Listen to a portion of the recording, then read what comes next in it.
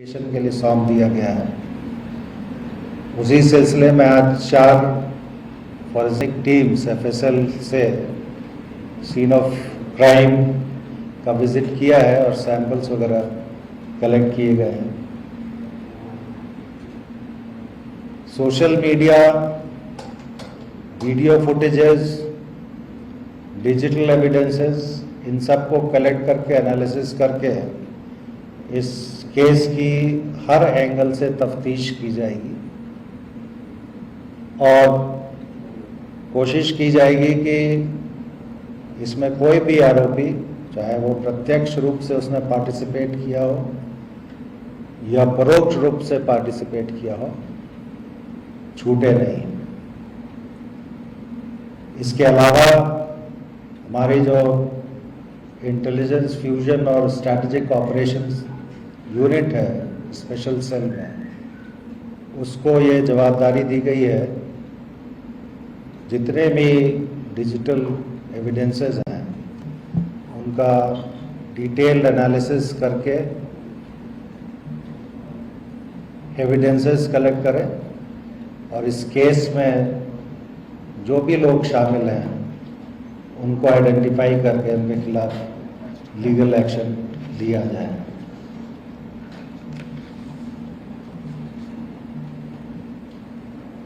इसमें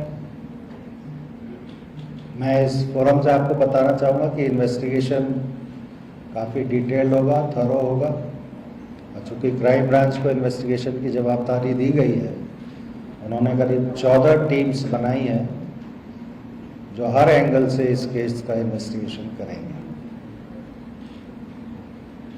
टीम्स कल से ही कार्यरत हैं और जैसे जैसे रिजल्ट्स आएंगे हम प्रेस को ब्रीफ करेंगे। मैं एक चीज़ और कहना चाहूँगा, सोशल मीडिया के माध्यम से कुछ लोग प्रयास कर रहे हैं कि वातावरण सुधरे नहीं। सोशल मीडिया एनालिसिस हमारे यहाँ हो रहा है और अगर ज़रूरत पड़ेगी तो जो लोग गलत इन्फॉर्मेशन, मिस इन्फॉर्मेशन या रॉन्ग इन्फॉर्मेशन फीड कर रहे हैं, जिसकी वजह से वातावरण सुधरता नहीं है या बिगड़ता है, तो उनके खिलाफ भी उचित कानूनी कार्रवाई की जाएगी। मेरी जनता से अपील है कि अफवाहों के ऊपर ध्यान नहीं दें। अगर कोई फैक्ट्स वेरीफाई करना है, कंट्रोल रूम को आप संपर्क कर सकते हैं या हमारे सीनियर अधिकारी को संपर्क कर सकते हैं, जिनको ये सूचना है कि आपको सही जानकारी उपलब्ध कराएं।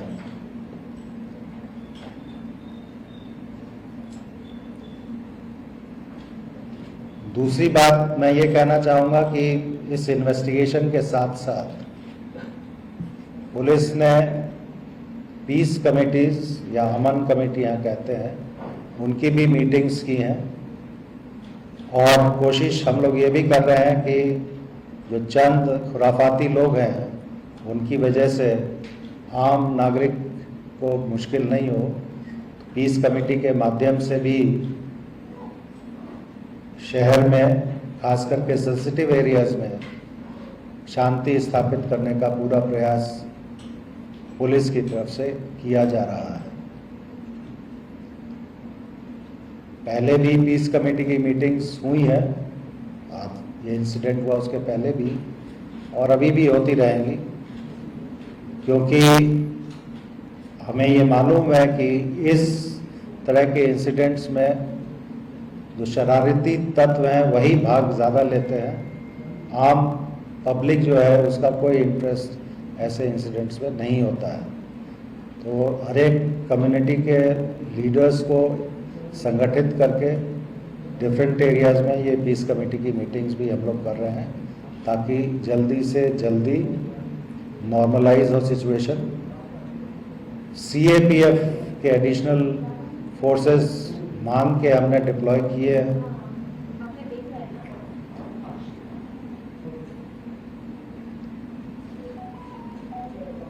जहांगीरपुरी के अलावा भी शहर के जो दूसरे संवेदनशील विस्तार हैं वहाँ पे CAPF का डिप्लॉयमेंट किया गया है, दिल्ली पुलिस का भी एडिशनल डिप्लॉयमेंट किया गया है, और जो अधिकारी हैं सीनियर अधिकारी उनको ये निर्देश है कि जब तक स्थिति सामान्य नहीं हो जाती है वो फील्ड में रहें और कोई भी इंसिडेंट होता है तो उसको इमीडिएटली और अप्रोप्रिएटली उसको हैंडल करें। Thank you. सोशल मीडिया पे एक मिनट, अगर आपको सवाल पूछना है तो एक एक करके पूछिए, मैं हर एक साथ बोलेंगे तो मेरी समझ में नहीं आएगा। आप आपस में ही तय कर लें कौन सवाल पूछेगा। सर, सोशल मीडिया पे काफी सवाल उठ रहे हैं कि दिल्ली पुलिस एक तरफा कार्रवाई कर रही है, सिर्फ जो मुस्लिम समुदाय के लोग हैं उन्हीं को अरेस्ट कर रही है, जबकि हिंसा में दोनों पक्ष की इन्वॉल्वमेंट सामने आ रही है। आपने देखा होगा कि FIR पुलिस की तरफ से रजिस्टर की गई है और इसमें इन्वेस्टिगेशन में जो भी पक्ष के विरुद्ध में हमें साक्ष्य मिलेंगे उनको अरेस्ट किया जाएगा। इसमें कोई भेदभाव हम नहीं कर रहे हैं। अभी भी जो 23 व्यक्ति अरेस्ट किए गए हैं उसमें दोनों पक्ष के लोग शामिल हैं। सर, सवाल ये है सर, कुछ ये भी आरोप लग रहे हैं कि या कहा जा रहा है कि इसकी प्लानिंग काफी पहले से की गई थी। क्या जांच में ऐसी बातें सामने आ रही है कि पहले से इसकी प्लानिंग की गई थी? मैंने आपको बताया कि केस का इन्वेस्टिगेशन काफ़ी थरोली किया जाएगा। जो भी प्रत्यक्ष या परोक्ष रूप से इसमें शामिल हैं उनके विरुद्ध कार्रवाई की जाएगी। सर, इसमें जो आयोजक हैं उनके खिलाफ कोई कार्रवाई की बात हो रही है क्या? क्योंकि ऐसी बातें आ रही है कि कुछ लोग मस्जिद में जिन्होंने घुसने की कोशिश की उसके बाद भी ये पूरा मामला बिगड़ा। अभी ये इन्वेस्टिगेशन का विषय है। मैं बहुत क्लियरली आपको बोल रहा हूँ, इन्वेस्टिगेशन में जिसके खिलाफ एविडेंस मिलेगा उसके खिलाफ कार्रवाई की जाएगी, irrespective of class, creed, community, religion. Sir, one point. What is the designated route for the yatra to go? Because what people were saying that the yatra took 2-3 rounds, and that certainly provoked. The second point, there have been the pictures on social media which is showing the creation of the prime accused with one other political party. What has been investigated? Prime accused? Ansar का भी कोई political background? एक Ansar, who is said to be the prime accused who instigated the crowd, his pictures are viral which shows his affiliation with one political party. So, as an investigation services so far, and was it a designated route, and why these people were allowed to go on the route twice? The designated route, which is a traditional route to say, was EE block, Jahangirpuri, A1 Motors Mangal Bazar Road, Mahinder Park via BJRM Hospital Road, K block, BC Market, Kaushal Chowk, G block, Mangal Bazar Road, Mahindra Park. Prior to this procession, 2 processions who had been given the permission had completed the procession peacefully. Just a second, let me complete it. Your second question was about the allegiance of a particular accused with a particular political party. We go by the evidence. We will take appropriate and effective legal action against anyone who is found involved in the incident. And our investigation is subject to the scrutiny of the court. So there is no discrimination. Sir, do you see any pattern among the forensic? Was there any anticipation of this kind of action? Because intelligence branch, like your intelligence branch, had also given some verbal communication about this kind of. Now this, listen, this Ramnavami, the processions took place. Hanuman Jayanti processions are being taken out. In different parts of the country, everybody knows, some part it is peaceful, some part there were some problems. So definitely we were also careful and we were prepared to handle the situation, and as you have seen, the situation was brought under control within an hour's time, and we have taken effective action against the culprits. Sir, forensic की team इतनी देर से क्यों पहुंची? ये सवाल उठ रहा है 2 दिन बाद। पहुंची तो है ना, उसकी बात करो।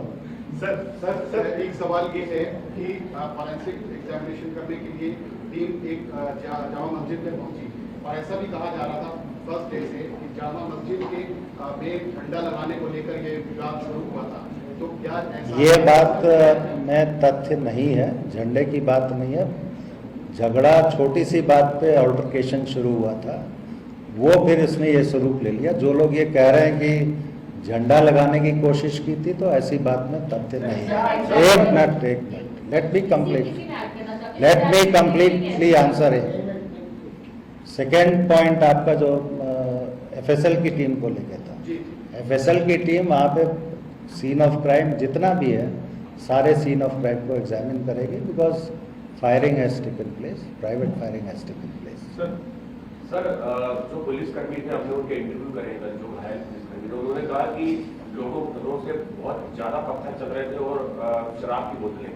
सर आपको लग रहा है मतलब कि जो इंटेलिजेंस यूनिट है उसकी, सर ये पहले से था, क्योंकि 2 शोर यात्रा निकली थी, उनको कोई टच नहीं किया गया, इसी में सर ये पूरा। देखिए, ये चीज़ें इन्वेस्टिगेशन का विषय है। आपने हमारे सब इंस्पेक्टर से बात की थी, मैंने भी बात की है। जो इन्वेस्टिगेशन में तथ्य आएंगे उसके बाद ही हम आपको बताते हैं। सर आदेश सर कल पुलिस स्टेशन पे आके बोला कि सर जो अंसार है वो आम आदमी पार्टी का पदाधिकारी है, तो इस पे सर कुछ इस पे मैं कोई कमेंट नहीं करूंगा। हमारे लिए जो ऑफेंडर होता है वो ऑफेंडर होता है, हम एविडेंस पे जाते हैं, एसोसिएशन पे नहीं जाते। सर जो वीडियो